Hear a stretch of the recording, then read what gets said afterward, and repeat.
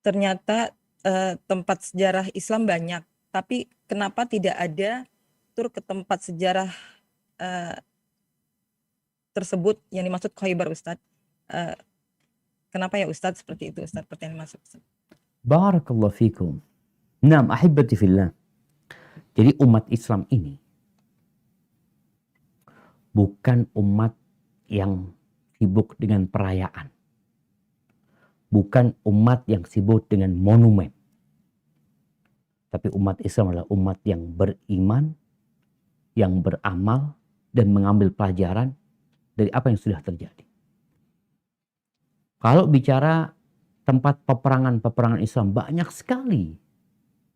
Ada bicara Khaybar. Kemudian bicara ada Badar. Perang Badar tuh, perang penentuan. Ada lagi yang namanya Tabuk. Kalau di Mekah mungkin nanti ada Hunain. Ada Hudaybiyah.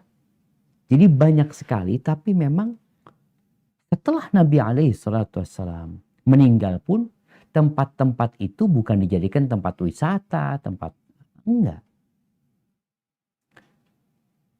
Kita belajar sejarah. Kalau mau berangkat ke sana nggak apa-apa. Asalkan bukan dalam rangka mencari berkah di sana, enggak. Aku ingin tahu anak para sahabat Nabi yang meninggal ketika perang Badar sallallahu alaihi wasallam.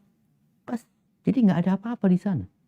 Hanya tanah lapang tempat terjadi peperangan. Di Khaybar, Anda pernah sampai ke Khaybar? Karena ya orang tadi katakan pengen tahu sih tempat sejarah itu, nggak apa-apa berangkat ke sana. Hanya saja ternyata Khaybar ini dilindungin. Bukan dilindungin ya. Nggak boleh masuk ke sana. Karena benteng-benteng yang ada itu bangunannya masih bangunan dari zaman dulu, dari zamannya Yahudi. Tapi benteng-benteng itu sudah mulai melemah ya. Sehingga mungkin bisa dilihat di Google, dicari di sana tentang Khaybar, akan kelihatan benteng-benteng mereka yang sebagiannya juga sudah nggak ada. Karena dengan berjalannya waktu, tempat itu mungkin digunakan untuk pertanian atau bangunannya nggak diperlukan. Karena bukan monumen, ini bangunan yang dibangun sama Nabi SAW, tidak.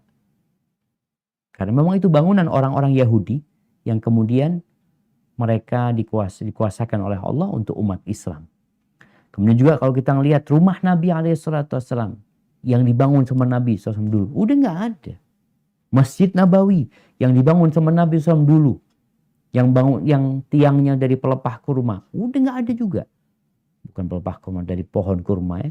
Semua udah hilang, udah berubah. Artinya umat Islam itu melihat ketika memang perlu dirubah. Jadi bukan menjaga keasliannya umpamanya, keaslian dari tempat-tempat tersebut, kecuali yang memang ada perintah untuk dijaga. Hadza wallahu a'lam bishawab.